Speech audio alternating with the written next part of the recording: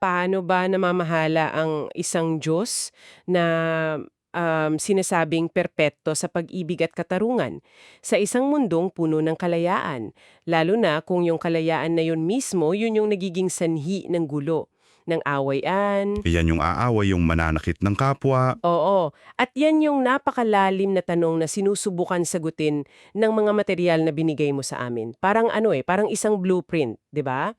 Isang operating system ng sansinukob. Tama, isang koleksyon ng mga sulating teologiko tapos sinusuportahan ng napakaraming talata mula sa Biblia. At hiniling mong himayin natin 'to para maintindihan natin kung paano ba talaga nagkakabit-kabit yung pag-ibig, katarungan, yung free will at yung tunay na papel ng mga kautusan. Oo, himayin natin. Kaya sige, simulan na nating buklatin tong blueprint na 'to. Magandang simula yan. Kasi yung idea ng pamamahalan ng Diyos dito, hindi lang siya basta, alam mo yun, ako ang boss. Hindi gano'n kasimple. Hindi. Mas komplikado. May mga, kumbaga, basic rules na kailangan muna nating maintindihan para makuha yung buong picture. Okay, let's unpack this. Sabi sa awit 93.1, ang Panginoon ay nagahari. At dahil daw dyan, napakatatag ng mundo. Pero, teka lang, pagtingin natin sa paligid, sa balita, sa social media, Parang ang gulo. ang gulo. So ano ba talaga ang ibig sabihin ng paghahari na to sa practical na paraan? Ayon sa mga source mo, ang buong estruktura ng pamamahala ng Diyos parang nakatayo sa dalawang dambuhalang haligi, pag-ibig at katarungan. Pag-ibig at katarungan. Okay. Unahin natin yung pag-ibig. Kasi napakalinaw ng sinasabi sa 1 Juan 4.8, ang Diyos ay pag-ibig. Ang point dito, hindi lang to isa sa mga katangian niya. Hindi lang quality. Hindi. Ito mismo ang identity niya, yung pinaka-core ng pagkatao niya. So lahat ng desisyon, lahat ng kilos, doon nagmumula. Sa pag-ibig. Okay, gets. Yan yung part na mabaling tanggapin ng marami, di ba? Pero teka, pag-ibig at katarungan. Sa isip ko kasi, parang madalas magkasalungat yan. Oo, parang opposites. Yung pag-ibig, mapagpatawad, maunawain. Yung katarungan naman, nagpaparusa, may consequences. Paano sila naging mapakampi? Ito yung fascinating eh. Ipinapakita ng mga sulatin na yung katarungan hindi pala siya kalaban ng pag-ibig. Ito ang nagsisilbing proteksyon nito. Proteksyon. Oo. Isipin mo yung sinabi sa Genesis 18:25, di ba? Kinwestiyon kung wawasakin ba ng Diyos ang matuid sa kasama ng masama. Ang sagot, hindi. Yun ang katarungan. Okay. Tiitiyak ng katarungan na ang pag-ibig at kaayusan ay hindi wawasakin ng kasamaan. Kasi kung walang katarungan, malaya yung masasama na manakit ng kapwa, mauubos yung mga biktima, ang mundo magiging impyerno. So, para maintindihan ko, yung pagpaparusa sa isang kriminal, for example, ay hindi lang dahil sa galit. Act of love din yon para sa mga biktima niya at sa buong community? Eksakto. Parang sinasabi ng katarungan, proprotektahan ko ang pag-ibig mula sa paninira mo. Wow! Ganun. Ang pagpaparusa sa kasamaan ay isang akto ng pag-ibig para sa kaayusan ng lahat. At interesting kasi sa mga source na binigay mo, may mga specific na Korean terms silang ginagamit. Oo nga, napansin ko yan. Katarungan is kong-ui o kong-ui. Tapos pag-ibig is sarang. Sarang. Tama. Bakit may Korean terms pa? May special bang kahulugan yung kong-ui na wala sa salitang katarungan? Meron. Kasi ang gongo hindi lang siya basta justice na parang sa korte. Mas malawak yan. Parang public righteousness o divine order. Okay. Cosmic balance. Oh, yung cosmic balance na nagpapanatili sa kaayusan ng buong sansinukop para manatili siyang lugar ng pag-ibig. Kaya yung gongo yun yung istruktura na humahawak sa sarang. Kung walang gongo guguho lahat. Okay, malinaw yan. So may sistema tayo ng perpektong pag-ibig na binabakuran ng perpektong katarungan o gongui. Sounds stable. Pero Pero, dito na yata pumapasok yung malaking variable. Yung parang panggulo sa lahat. Ang free will, kalayaang loob. diyan na nga nagkakakomplika ang lahat. Kasi ibiligay yung free will sa lahat ng nilalang, kasama na mga anghel. At ang pananaw ng source dito ay napaka-specific. Medyo nakakagulat. Ano yun? Sinasabi rito na yung kalayaang loob na ibinigay sa mga nilalang ay hindi pa ganap, incomplete. Sandali. Incomplete. Paano nga ningin complete? Akala ko pag free will, absolute yan. Yun nga eh. Ang paliwanag sa teksto, ibinigay daw ito bilang isang potensyal na kailangan pang ma-develop, maging perpekto. At dahil hindi pa ito ganap, yung mga nilalang, kahit pa mga anghel, may kakayahan silang magkamali, magkasala. Kaya pala, sinasabi sa Job 15 na kahit ang kalangitan hindi malinis sa paningin ng Diyos. Yun. May panganib na kaakibat yung regalong to. At teka, may isa pang malaking konsepto na kasunod niyan. Sabi rin sa mga sinulat mo, ang mga nilalang, wala tayong sariling source ng pag-ibig. Tama. At napaka-importante niyan sa buong sistema. Isipin mo, yung free will mo, incomplete. Tapos isama mo pa yung katotohanan na, ayon dito, hindi tayo nilikha na may sariling baterya ng pag-ibig. Walang built-in power source? Wala. Wala raw tayong likas na pag-ibig o buhay sa ating sarili. Para tayong, cellphone. May kakayahan kang pumili kung saan ka sasaksak, pero wala kang sariling charge. Kailangan mong mag-charge sa labas. Perfecto. Perfectong analohiya. Kaya kapag ginamit natin yung incomplete nating kalayaan para piliin yung sarili natin, imbes na kumonekta doon sa source ng pag-ibig, Na ang Diyos, ayon sa teksto. oo, ang resulta ay hindi pag-ibig. Ang resulta ay kasakiman, inggit, pananakit sa kapwa para makuha yung gusto natin. At yun daw ang pinagmulan ng lahat ng kasamaan. Okay, so kung may depekto, in a way, yung free will natin, at wala tayong sariling source ng pag-ibig, paano yan minamanage ng sistema?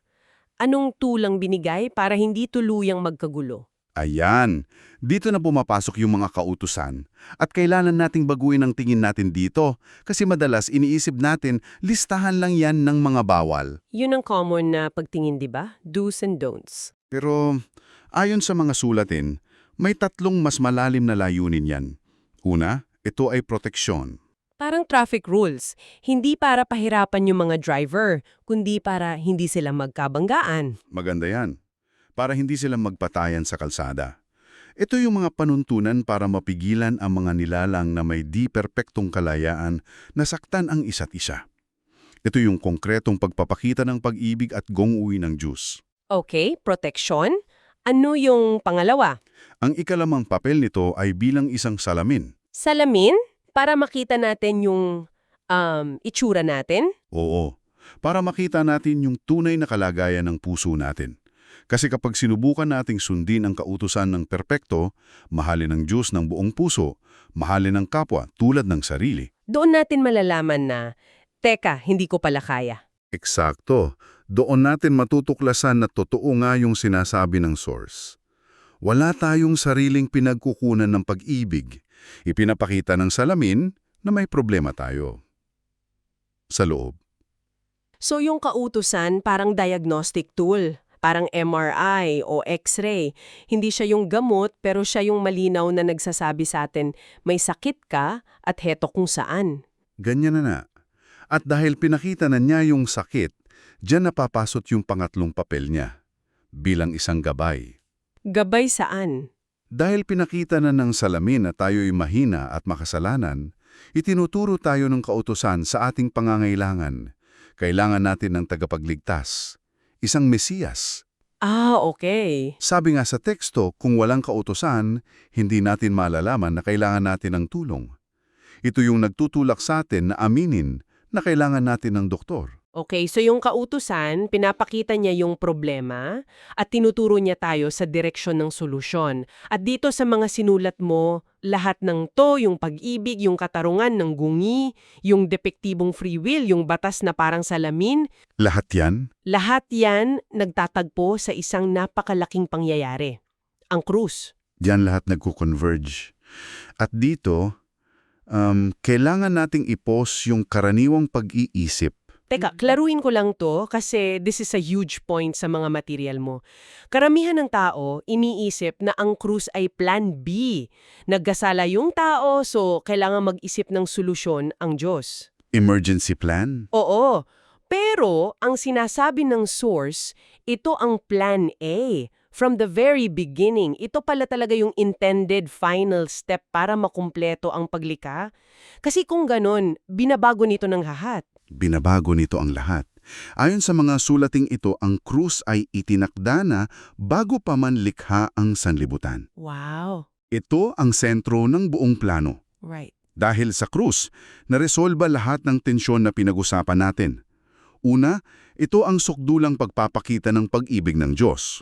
Ikalawa, dito natugunan yung gongoy, yung katarungan. Kailangan may kabayaran ng kasalanan. Yes.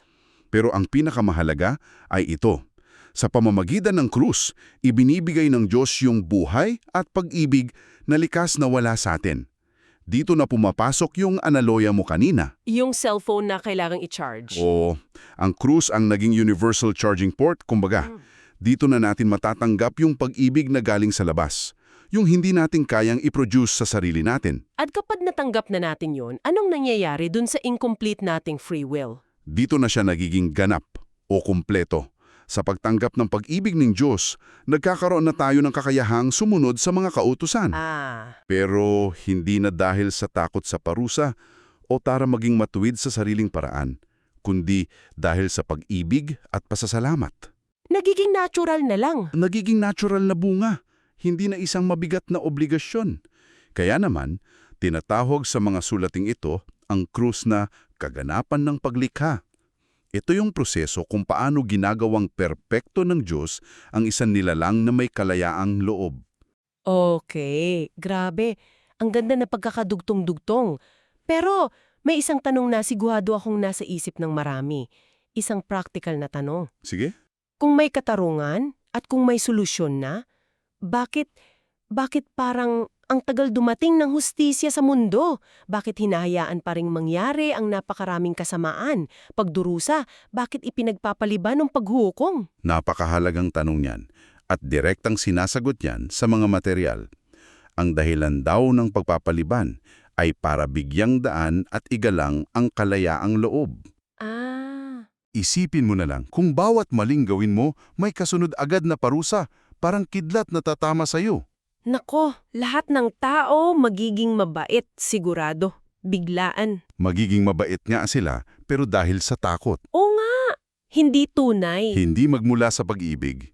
Mawawalan ng saysay ang buong layunin na bumuo ng isang relasyon na nakabatay sa tunay na pagpili at pagmamahal. Ayon sa teksto, ang takot ay hindi kailanman nagdudulot ng tunay na kaligayahan. So yung paghihintay, hindi yon pakapabayaan. Paggalang pala yun sa proseso. Oo, pero nililinaw ng source, yung pagpapalibang hindi nangangahulugang pagkansela. Tuloy pa rin? Tuloy pa rin. Sigurado raw ang pagdating ng tinatawag na Great White Throne Judgment o yung dakilang luklukang puti na paghuhukom. At yung paghuhukom na yan, ipinagkatiwala sa anak. At sa panahong yun? Sa panahon yun, lahat ng tanong masasagot. Lahat ng dahilan sa likod ng bawat desisyon, bakit naligtas yung isa, bakit pinarusahan yung isa, lahat yan malinaw na ihahayag, walang magiging duda. May isa pang punto dyan sa mga sulatin tungkol sa paghuhukom na talagang nakakuha ng pansin ko at medyo humbling siya. Sinasabi rito na walang sinumang nilalang kahit gaano pa siya kabuti ang may karapatang humusga sa kapwa niya. Yes, and this is a critical takeaway. Ang argumento sa likod niyan, napakasimple pero napakalalim. Ano yon? Anumang kabutihan o pag-iwas sa kasalanan na nagagawa natin, hindi dahil yan sa sarili nating galing o moralidad o lakas. So hindi dahil sa atin? Hindi. Ito ay dahil lamang sa biyaya ng Diyos na kumikilo sa atin.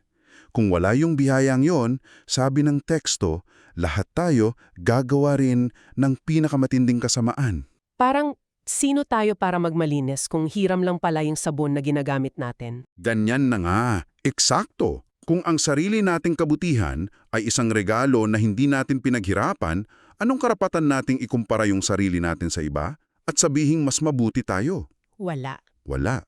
Tanging ang Diyos lang na nakakaalam ng lahat ng puso, ng mga sirkumstansya, ng bawat biyayang binigay at tinanggahan, ang may absolutong karapatan at kakayahang humusga ng tama. Wow, okay. Grabe. Mula sa absolutong paghahari ng Diyos, dumaan tayo sa sistema ng pag-ibig at katarungan, sa problema ng di-perpektong kalayaan, sa papel ng kautusan bilang salamin, hanggang sa solusyon na nakasentro sa krus. Isang plan A. O isang plan A na itinakda bago pa magsimula ang lahat. Napakakompletong sistema. At kung may isang bagay na dapat nating tandaan mula sa lahat ng ito, siguro yun na yun. Ayon sa mga sulating ito, ang mga kautusan ay hindi isang bitag para mapahamak tayo. Hindi siya patibong. Mas malaki pa ron. Oo, ito ang mismong mekanismo na idinisenyo ng Diyos para kumpletuhin ang kanyang paglikha at gawing perpekto ang isang bagay na kasing delikado at kasing ganda ng kalayaan. Salamat. At para sa iyo na sumama sa amin sa pagsusuring ito, iiwan namin sa iyo ang isang tanong para pag-isipan.